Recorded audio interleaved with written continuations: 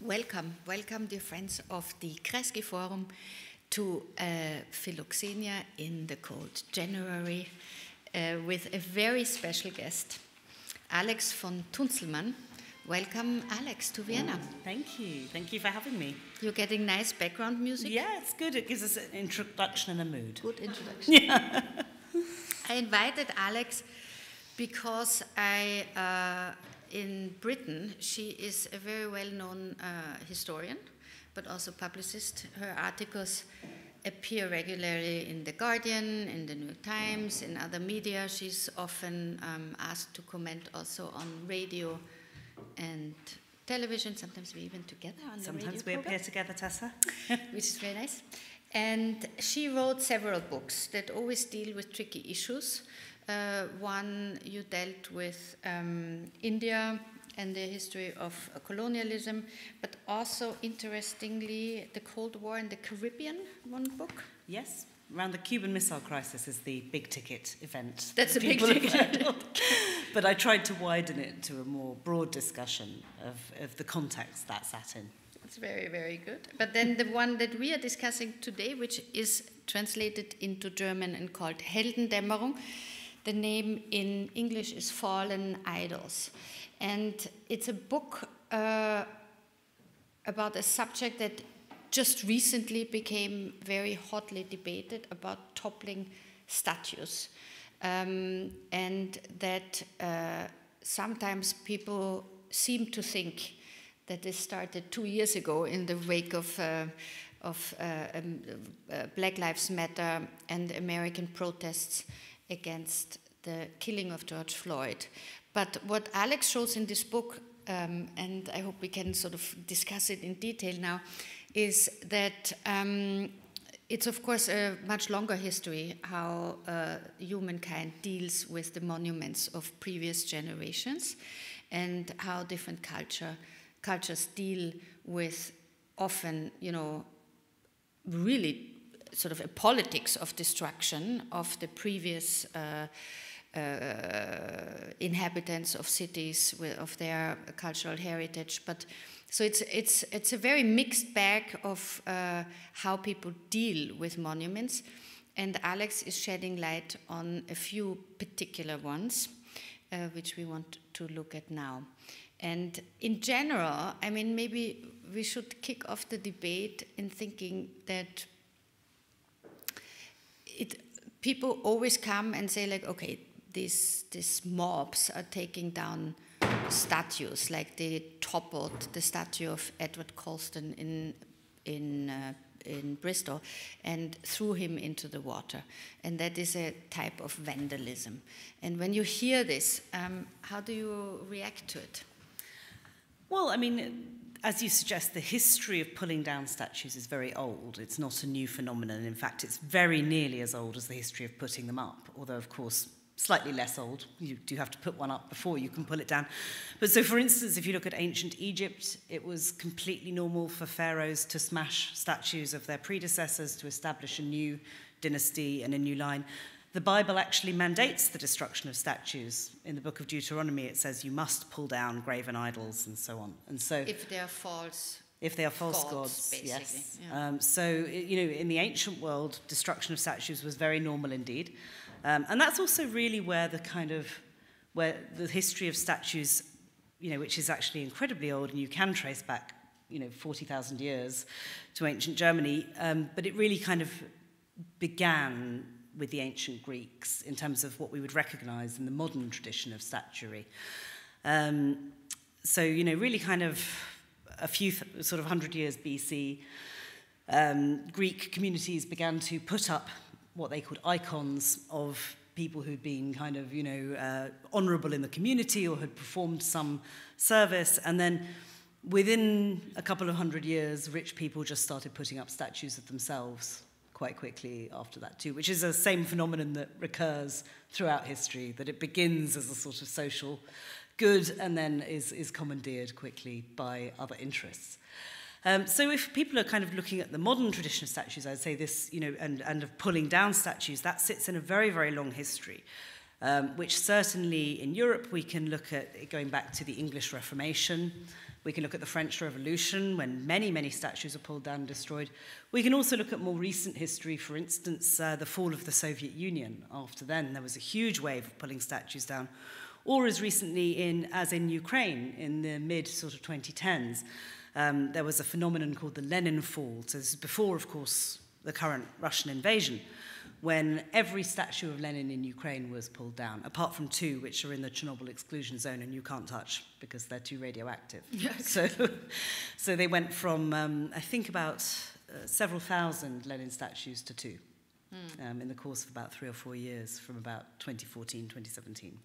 But so in general, we can establish that people take down monuments, statues, in busts, whatever, change the names of squares. It's not per se a new phenomenon.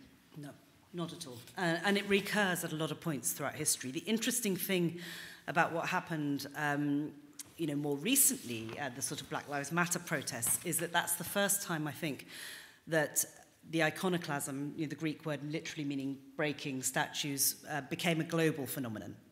Before then, all these other ones I'm talking about were localized, usually in one place, although often, in the case of something like the Soviet Union, quite a large place, but, very much sort of a coherent political place. Whereas actually the interesting thing about 2020 was that it started to happen globally. So you had, protests in the US, which then spread to the UK, to Belgium, to places in Africa, even as far as Bangladesh, certainly Latin America, all over the world.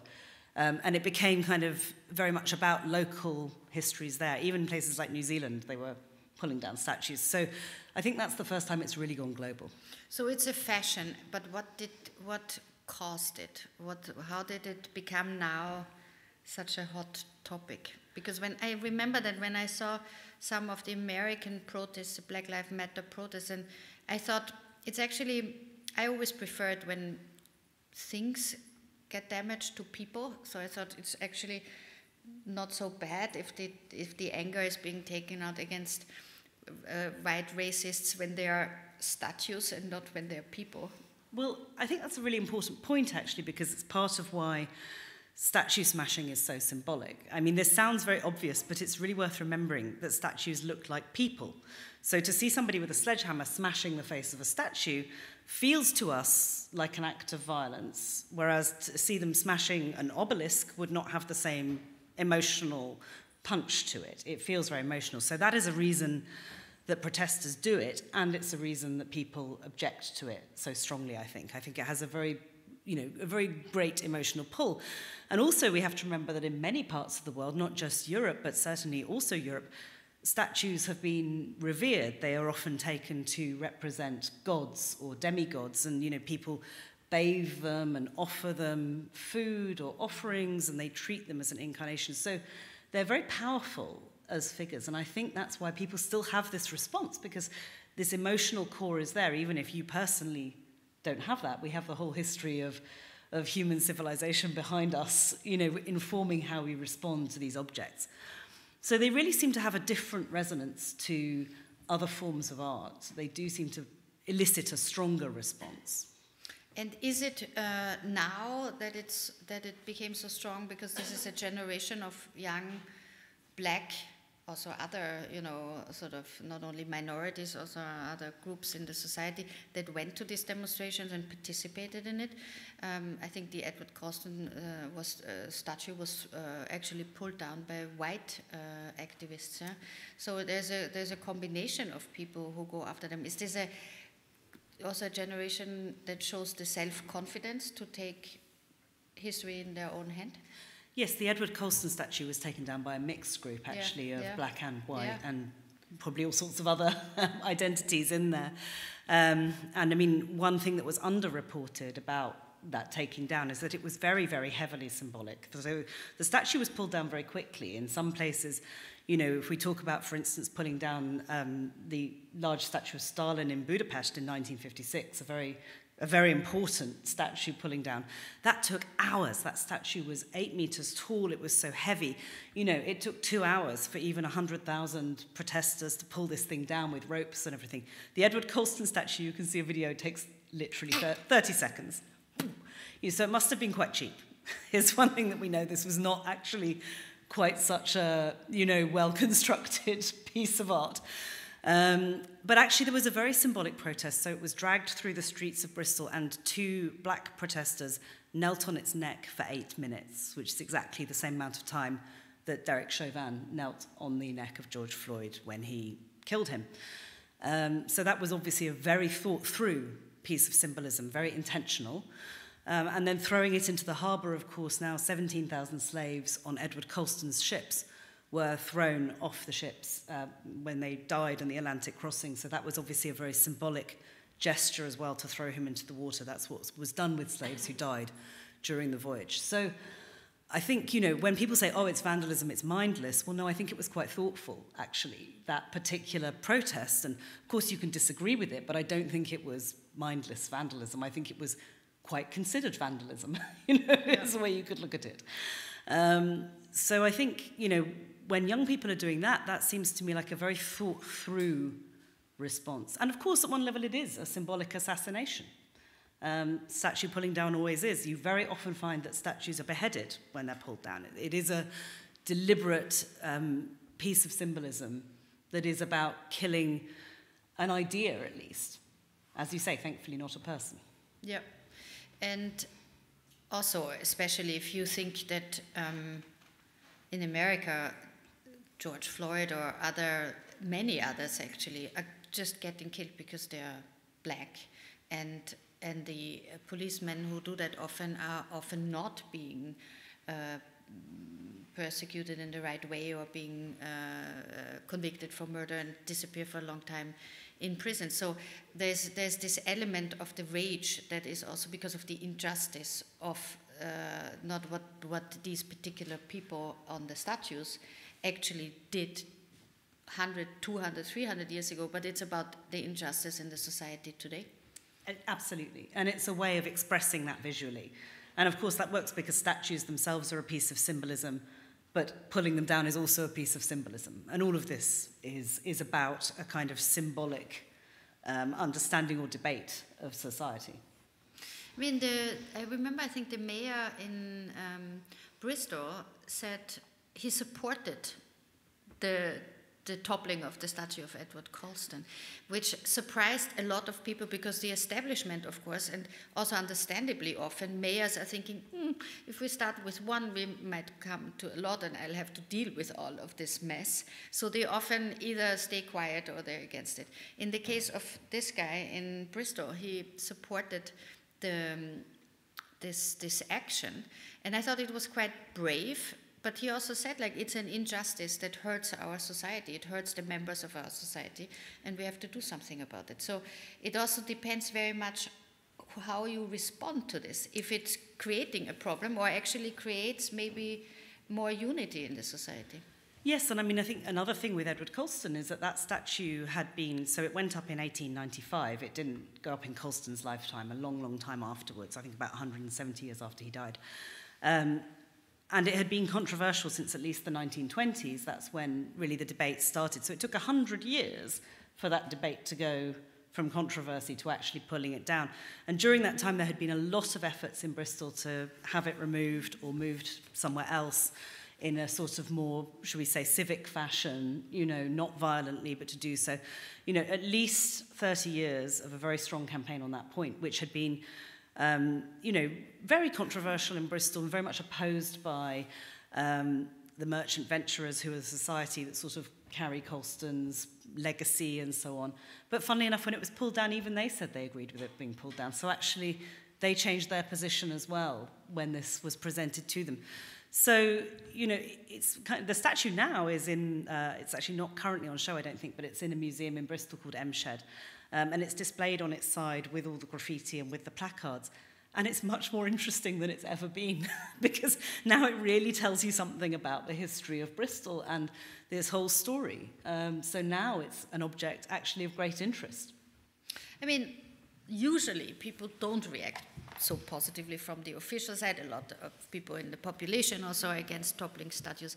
And you describe in your book 4 arguments that you always come across when people discuss in general or with you the issue of toppling statues, yes or no. And the 4 counter arguments are: one is if you take down statues, you extinguish history. The second one is to say, like, this is a man of his time. How can we hold him to our standards now, because this was normal at the time. The third one is to say, of course, vandalism is dangerous and we need to uphold law and order in a society. And the fourth one is the multiplication effect. So if you take down one, maybe then you take down everything in the shortest period of time. And then you write, and that's one of my favorite parts of the book, that you always make the so-called Hitler test. What is the Hitler test? The Hitler test is if you know, for instance, if you look at an argument like he was a man of his time, would we make that argument about Hitler or about the Nazis? Would we say, well, you know, they were people of their time, everyone was anti-Semitic back then, so maybe we just have to tolerate it? No, we wouldn't say that. So therefore, and that's not to say that every situation is the same as the Nazis or Hitler, but it is to say that if you wouldn't say that about that, then why would you start this justification about, say, the British Empire or the Belgian Empire or the Turkish Empire or anything else? If you are constantly trying to say, well, they were a man of their time, what you're doing is making excuses for something that happened. And and that phrase particularly I find fascinating because, a man of his time, why does, for instance, Edward Colston get to be a man of his time, but not the slaves he transported? Why should their opinion not represent their time? And they were definitely against being enslaved. We know that because there were lots of rebellions and, even people that were unable to write down their own memories and so forth and their own opinions still protested vigorously. And slaves, of course, had to be chained and so forth. We understand there was resistance. So why are they not men of their time, but he is? It's a very interesting who gets to be considered to represent a time. And I think this kind of, this whole assumption that everybody in history had one opinion is complete nonsense. I mean, certainly everybody doesn't have one opinion now, thankfully. People have lots of different opinions, and this was always the case historically. It's just that I think we sometimes really skew our idea of what people thought in history because realistically a lot of what we've been left in terms of written sources is from wealthy white men. And actually, even they didn't all agree. Quite a lot of them were opposed to things like slavery as well. But, it's a very limited voice. We don't know what women thought of slavery. We don't know what, we do, as I say, we do know somewhat of what slaves felt about it because they rebelled. Yeah, and they didn't get enough voice, obviously, to write their own stories so that we could have put up statues for them at the time also. But extinguishing history, for example, I mean, are we in danger to erase history when we take down statues? And here's where Germany is our example, that, after the war, all Nazi emblems and Nazi statues were removed, and yet we know that, in fact, that period is very meaningfully remembered in Germany today. And the reason for that is that they didn't need to keep up the statues and the monuments to Nazism. There are lots of monuments, of course, to the victims of Nazism. But, they were able to have a very comprehensive program of school education, of public education, and also wonderful museums and so on. I mean, we can talk about that in Austria too, because I was very impressed today by the Weltmuseum and how they've recontextualized that. But, what they've done is actually invest huge amounts in public education, and therefore that history is remembered very meaningfully, whereas actually just leaving up the Nazi emblems would not really have achieved the same goal at all. Would have maybe not achieved the same possibly goal. The opposite goal. You know what I learned in Munich 2 weeks ago? That in all the places where Hitler lived are now police stations. Did you know that? I was standing on Prinzregentenplatz, that's where Hitler lived in the 20s, and in his former apartment in this house is now a police station, and they did that deliberately in order to sort of make it impossible to turn these places into where sort of Hitler fans would come and worship. And so the way how we deal, of course, with the very dark parts of history when it's immediately clear, like it was like after 1945, defeated Nazi Germany, so obviously there the Hitler squares went with the defeat. But sometimes it takes longer in societies, of course, to understand also if something was wrong, and that people should not have a memorial for something that was so utterly wrong. And that is what your book is really about, all these controversial figures. Yes, I mean, you know, we obviously, you know, there are some kind of general discussions about symbolism and so on, and actually things recur a lot through the book. I mean, as you say, there's 4 arguments that I note people always make against statues. Even if you look at Russia, if you look at when, you know, statues are taken down of Felix Dzerzhinsky or of Lenin and Stalin and so on, you can find exactly the same arguments going on in the Russian press, that people will be saying, well, you can't erase history, you know, he was a man of his time, all of this, it's exactly the same arguments in the same terms come up again and again. And of course, many people in the West would feel very different about that, because I think with the recent, you know, iconoclasm of 2020, this huge, still going on actually, but this huge kind of movement, people are now thinking that, you know, there's an association of this with the culture wars, as they're called, you know, the idea that this is being carried out by young progressives, and that's the people that like it, and older conservatives don't. But actually, those older conservatives cheered when the Lenin statues were taken down and when the Saddam Hussein statues were taken down in Iraq. So, in fact, people's responses are completely to do with who the statues are of and what they mean. They are not overall responses to what is being done to statues. But so that means basically we have to look at every statue separately. Yes, we're going to be here for a long time. Yeah, exactly. This is a long evening. So one thing that I really enjoyed very much is your description of, so we have to understand that what Alex does in this book, she doesn't only take a case and describes how the statue has been pulled down or not. She explains who the person was that we're talking about, what he did in his lifetimes, and then why people put him up or why people didn't want him to be put up, and then why they put him down or why they didn't put him down. So it's always a very complex chapter where we go through often a few hundreds of years in one swoop. And so one, for example, which I liked, was when Donald Trump reacted to the Black Lives Matter surge of toppling statues, or only desecrating them partly, or whatever. Christopher Columbus also got his fair share of decapitating. Yes, he beheaded a lot. Yeah. Beheaded a lot and all those sort of things. Set on fire. And Trump said that we don't do this, we Americans. But he forgot that, of course, the Americans started their existence by taking down monuments. For example, the one of George III, the British king at the time, which they put up in New York in 1770, and took him down in 1777 after they declared independence from the British Empire. The first act of Americans was to pull down a statue, literally the foundational act of the United States. So George Washington read out the Declaration of Independence in New York, 1776, and immediately he didn't command the group of people, it should be said, but a group of his soldiers teamed up with the Sons of Liberty and various others in the city, just some civilians as well. They went to Bowling Green in New York and pulled down this huge lead statue of George III. That's the first thing that they did, literally the same day. So it is not un-American, it's actually quintessentially American to pull down statues. It could not be more American.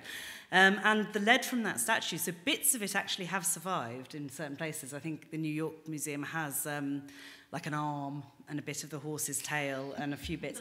But most of it was melted down and turned into bullets to be fired against the British. So, because it was made of lead, that was possible. So very symbolic, very symbolic. But of course, the British were a little bit sort of upset about this because, you know, George III, when he's being portrayed now often as a slightly crazy person, but he was quite popular still in Britain, and so they wanted to get at least his head back, and they did. Yes, they did get the head back, apparently, although no one knows where it is. Yeah. Yes, the head was smuggled back to them because it was on a spike for a while. And again, I say when it's a symbolic assassination, you know, the tradition in London and perhaps other European cities when traitors were executed historically was that their head would be put on a spike outside the Tower of London. So George's head was on a spike outside a pub in New York for some time. And then it was removed by some loyalist and taken back. And I think it was smuggled back as far as I know, to Britain, but I don't think anyone knows where it is now. I mean, apparently it was kept under somebody's sofa for quite a long time, and it might still be there. I don't know. Another one, which educated me also a lot, was your chapter on the Duke of Cumberland. So I, of course, think of sausages. Of course. Because they sell them under this name in England today. But in fact, he led a very famous battle against the Jacobins, who were Highlanders. So that was basically an English-Scottish war that he led. In the Battle of 1746, he committed really atrocious crimes. But immediately after, because he was the victor in this battle, he was seen as a good guy in England, at least by some. Yes, he was welcomed as a great hero. Handel wrote, Handel, pronounced correctly, yes. They say it's their Handel, but it's... Well, you know, Handel. We have a dispute over him, a custody of Handel. Yeah. But yeah, he wrote See the Conquering Hero Comes as a ballad to the Duke of Cumberland for killing so many Highlanders. And, you know, he was celebrated as this great hero, and this big statue was put up in London, again in lead. People have now stopped making statues in lead, and one of the reasons is that actually they sort of melt slowly. It's too soft. So you start out with a man on a horse, and you end up with kind of this dumpy kind of situation. Its legs go. There's a very funny one in Copenhagen where that's completely happened to it now. But yeah, so they made this lead statue in London, although it was slightly unfortunate because they put it in this square just off Oxford Street. And he was pointing north on his horse, you know, and Cumberland was a large man, very large horse also, and he's pointing his sword in the direction of Scotland, you know, waving it at these Scottish foes. But that means most people enter that square from the south, from Oxford Street. So when you entered the square, you saw an enormous horse's rump with an enormous rump of a duke on top of it. So I'm afraid people really laughed at this statue quite a lot because really that was the view. It was very unfortunate, this statue. And it was taken down in Queen Victoria's time. So Victoria herself actually was rather a remover of statues. She had Cumberland's name erased from a monument in Windsor. And this statue was taken down really because the mood had completely changed. Queen Victoria loved Scotland. She, of course, you know, spent a lot of time at Balmoral, decorated in so much tartan that it really makes your eyes kind of go strange. And, you know, really saw herself as a Jacobin, saw herself as the heiress to that tradition. So it was taken down really because the atmosphere had completely changed, and it wasn't put back up. But a few years ago, a Korean artist put up a fantastic version of it made in soap. And this was a very clever installation because the plinth is still there. You can still see the plinth, just no horse and no man. It's just the plinth saying, you know, wonderful Cumberland, here he is, and a big hole. And that's been that way since, you know, the early 19th century. But yes, so she installed a soap Cumberland, a kind of replica on top, which the idea was it would slowly melt. And it's kind of a wonderful metaphor for the cleansing of history and all of this. But I'm afraid the London weather wasn't very kind, and it sort of went green and disgusting and quite mouldy, and eventually they had to sort of take it away. But it's an idea, of course. It's a great idea. And another thing, how the weather then goes in, and it's in a sense also a symbol for cleaning history. If Absolutely. you put something up in soap, that can then... Yeah, it's a very clever installation. Sadly not there anymore. But so Victoria herself was a good example for toppling statues. So often within, you know, a succession of houses, of emperors, they often killed their own kin, like literally physically killed the ones that threatened their power. Are you giving Prince Harry ideas now? No, yeah, we shouldn't. He's sort of, you know, he's working hard on it. But so it was quite a normal thing to kill your own relatives in order to secure your reign.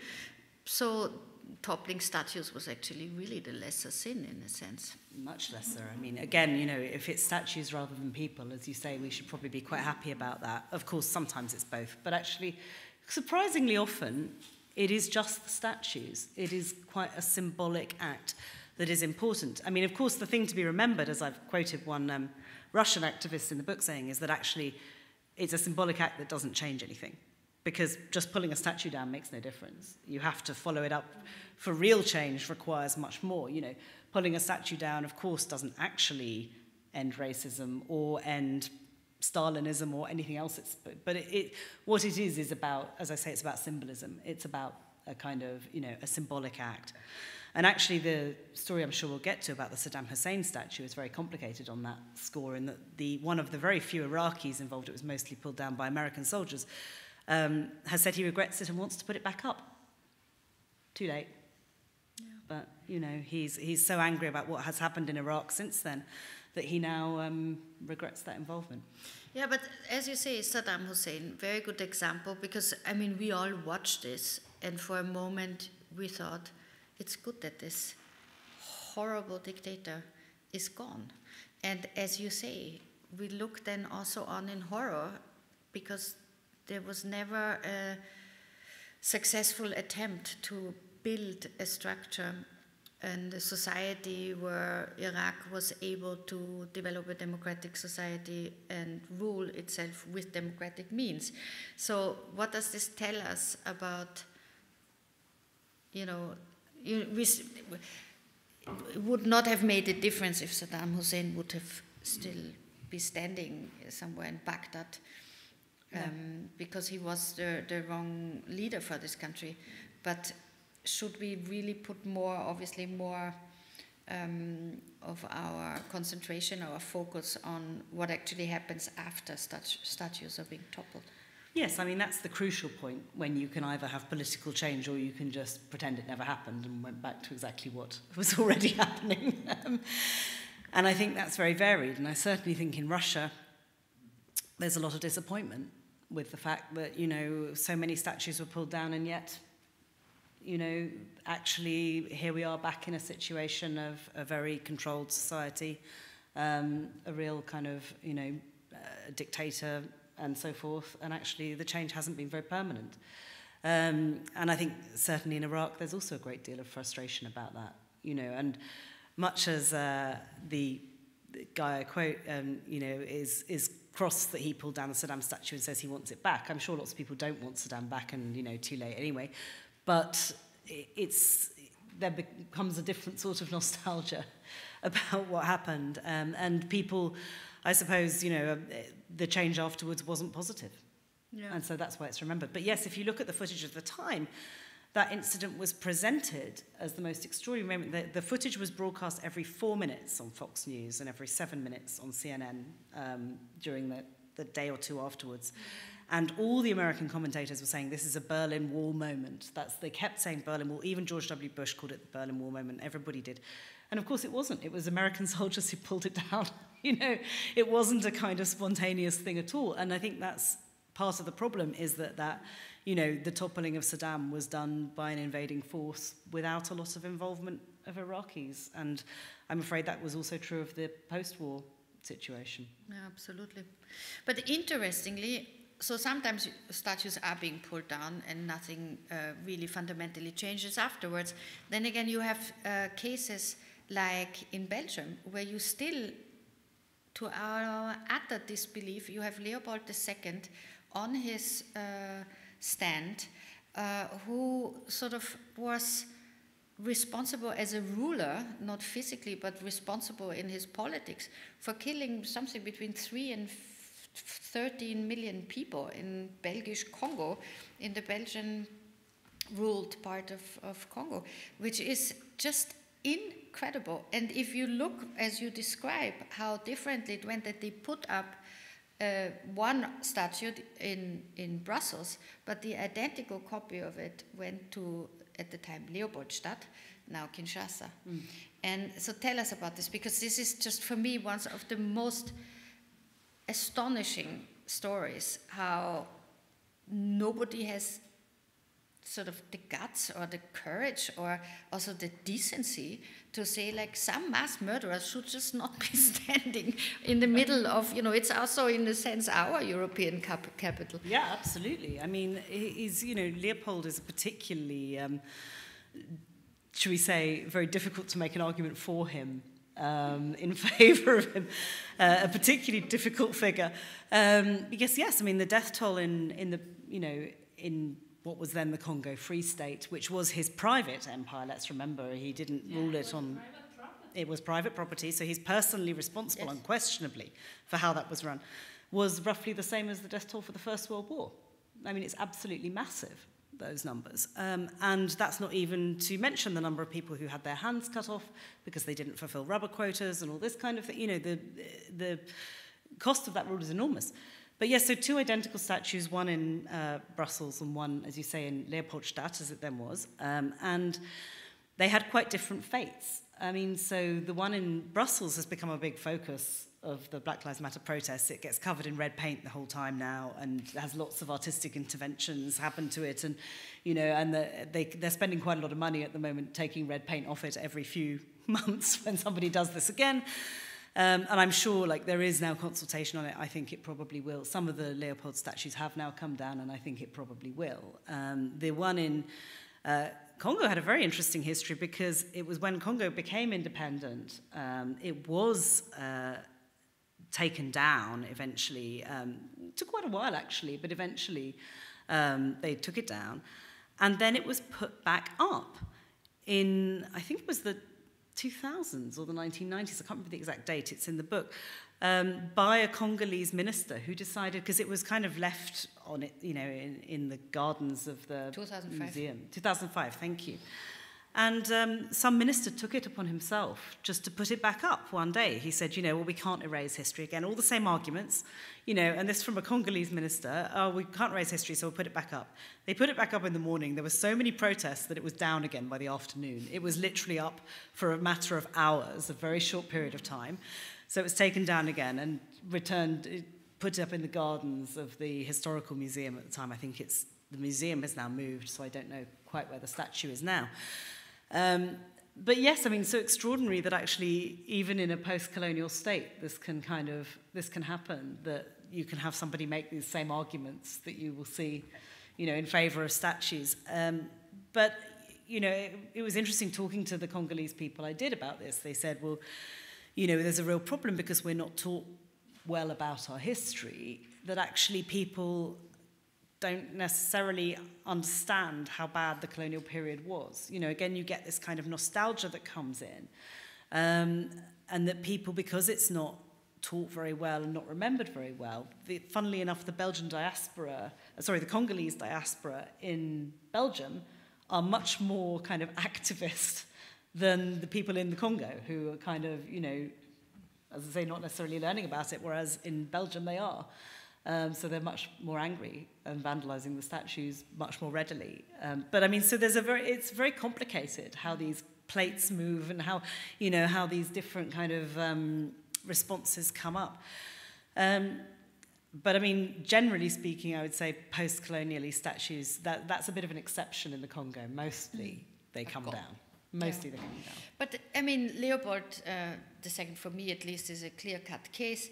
But what is really interesting, of course, is what happens a lot in America now, is that by questioning the history of the internal American, so George III was one thing, but of course the big heroes of American independence were partly slave owners. And so for me, that's really when it starts to become really interesting, because you have to make a case on every of these politicians and think, is this a guy that America should look at positively looking back?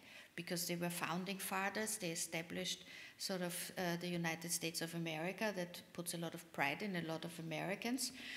Or is he to be condemned in principle because he owned slaves, as it was a custom at the time?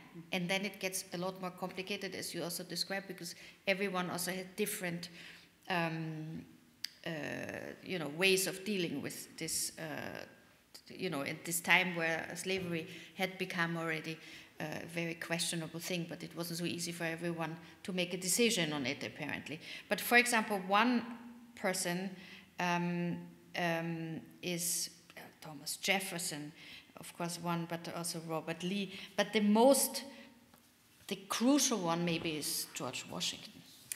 Yeah, and I found this one very interesting to write about. So the book sort of begins and ends with George Washington because, of course, as I say, he's the one who read out the Declaration of Independence, and then his followers went and took down this statue of George III. And then the book ends with a statue of George Washington being pulled down in Portland, Oregon in 2020. So almost it's come full circle.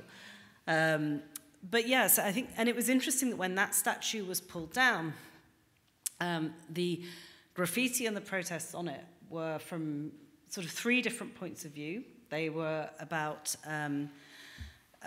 racial justice, so coming from the Black Lives Matter perspective and, you know, seeing him as a slave owner and so forth.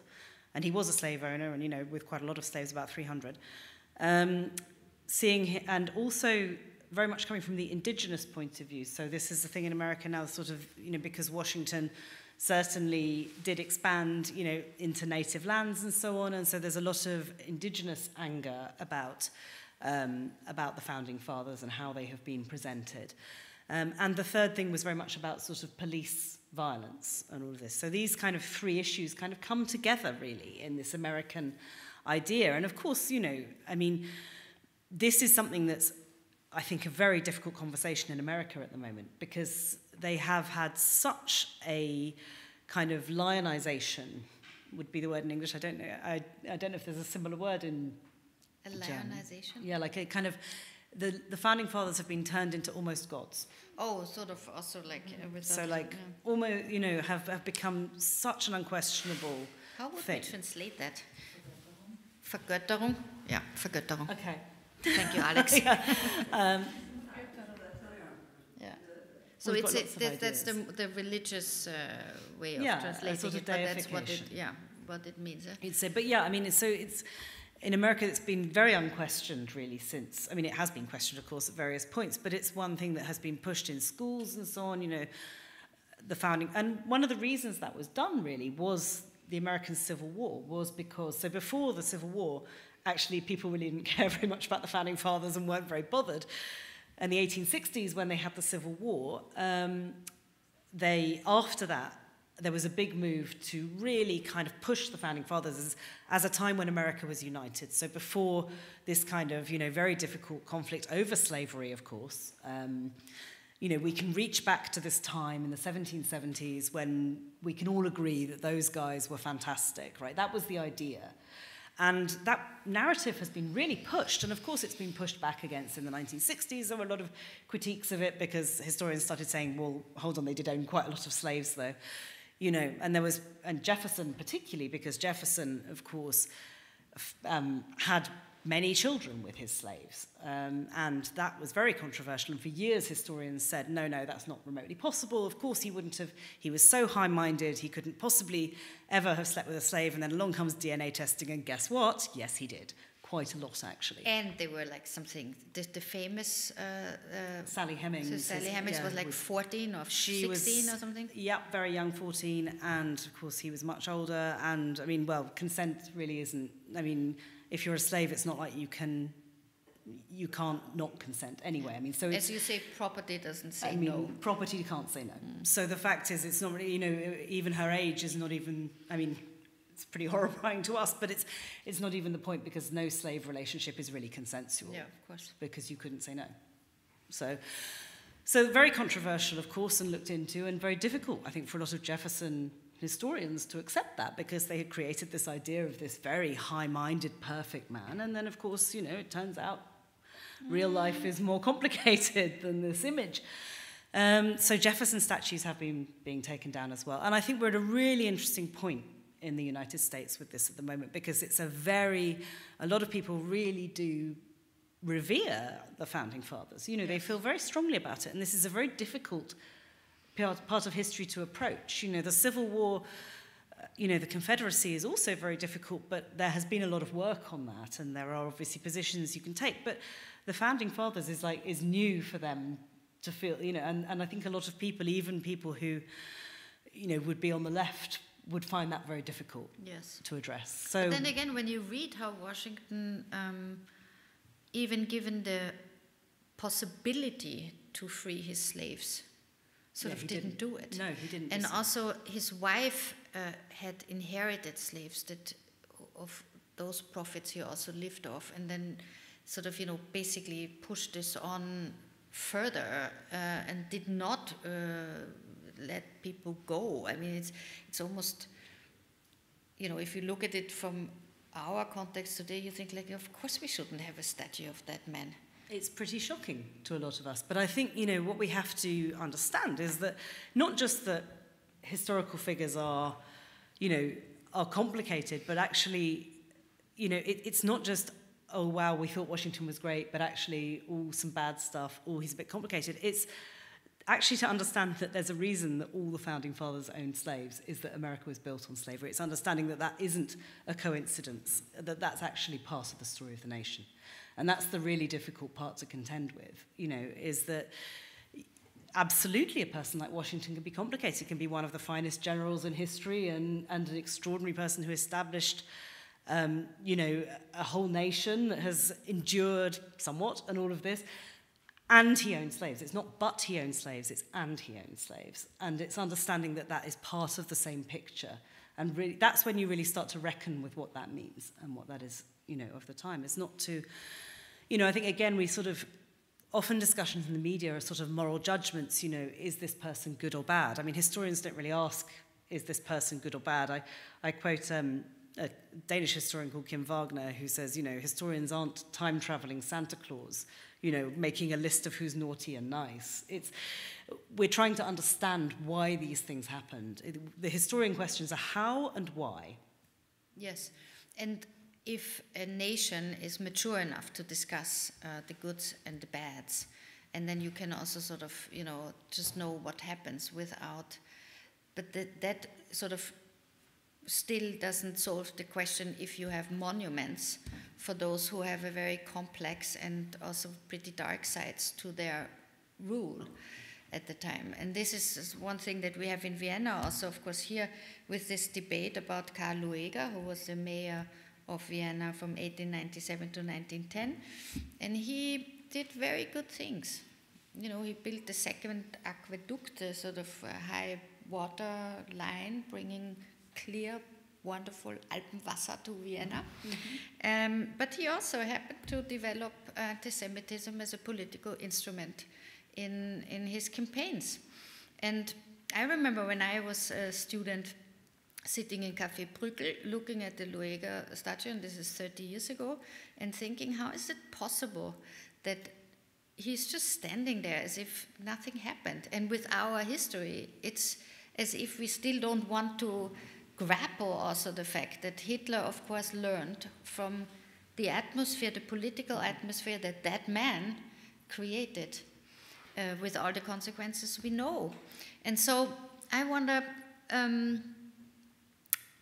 if we, because people, of course, always say, like, but can we now just take it away? And it would be a pity to take him away because then people won't know about it anymore. But I never felt that way. I always thought if we put it, if we are having good education in schools where people learn about the history, we would learn about Lueger. If we would have museums where, of course, we can also put these statues in museums and sort of talk about this and contextualize them there. But should we have them on the square so that everyone who sits in Café Brückel and has a coffee sees this man? So now, you went there today, I think. So what was your impression of our... Well, I mean, it's certainly very easy to tell that this statue is controversial if you walk into the square today. It's left no doubt in your mind. So something I'm really interested in is, as well as, pulling down statues, is when people... So, the neutral term would be interventions in statues. So sometimes these are artistic, sometimes they would be classed as vandalism.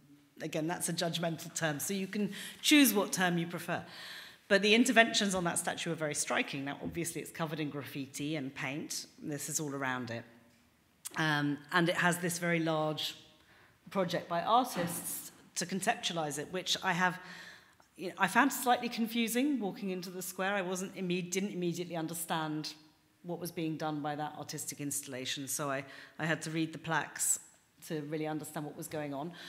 But the graffiti, I think, is very striking, that you couldn't miss that this is controversial now, that it says, shame all over it. And then there's actually some counter graffiti as well. Around the back of the statue, I noticed somebody has written, quite recently, I imagine, it's a very rude word in English, sorry, fuck LGBT or whatever, so like obviously this is probably somebody who quite likes Carl Lueger responding to all the other graffiti. But that's very interesting to me that this is now becoming a document that has lots of different layers on it, as a... That would speak for leaving him there, so that they probably would like him to stay. No, but or I mean... to leave the statue. Yeah, well... If you have this... There is the controversies, if you can feel it.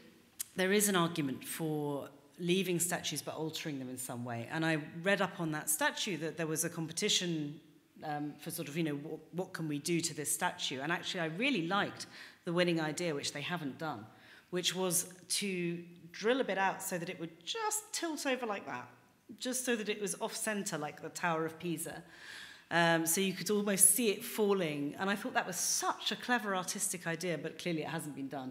Instead we have this big frame of... to contextualize it, this wooden frame, which is not, I think, so successful or so simple. But there are lots of statues around the world that have been recontextualized like that. There's an incredible one of Alfredo Stroessner, the dictator in Paraguay, where the statue of him has been chopped into bits by an artist and pressed between two big concrete blocks, so it sort of looks like he's being crushed, the old statue between two concrete blocks. And it's very effective now as a museum to his victims, and as a monument to his victims. And I think some of these interventions are very interesting, that you can change them. There was a wonderful artistic, so the huge Lenin statue, which the head is here on the cover, which is now, of course, that head is in Berlin, and it's displayed on its side like that, which again is very important, that it's displayed on its side, not straight up. But there were lots of good proposals about that. One was to grow plants all over it, so that gradually it would just disappear into a world of, be swallowed up by nature. Lots of interesting ideas about what you can do with statues. And I mean, one solution I've suggested myself is, so in Oxford in the UK, there's a very controversial statue of Cecil Rhodes, which is on the front of Oriel College. And one of the reasons that they say, we can't take this down, is because it's part of this whole, kind of carved display. And, so they say, we can't do anything about it, we can't remove it. And I said, well, why don't you just put a red light opposite and shine it on his hands? Yeah. A very simple way of, and shining light on statues is something that's done quite a lot. That's an attractive idea. So, yeah, there's lots of possible ways to alter the meaning of statues without necessarily pulling them down, but sometimes I think it's appropriate just to take them down. And I mean, the Carl Lueger one looks pretty horrible now. So that makes a statement, but it's definitely not a beautiful piece as it currently stands. So it'll be interesting to see what the city of Vienna decides to do with it going forwards. I mean, clearly you can't really scrape all that graffiti and so forth off, because then you're sort of returning to the idea that we're completely in denial about this. So. Well, the debate is not over yet, I think. It never is. And we will see what happens to this particular statue, but also what happens to other ones, because there are, of course, other things that in Austria and worldwide people will come up with. So at that point, I would like to say goodbye to our viewers on the internet. Thank you for coming.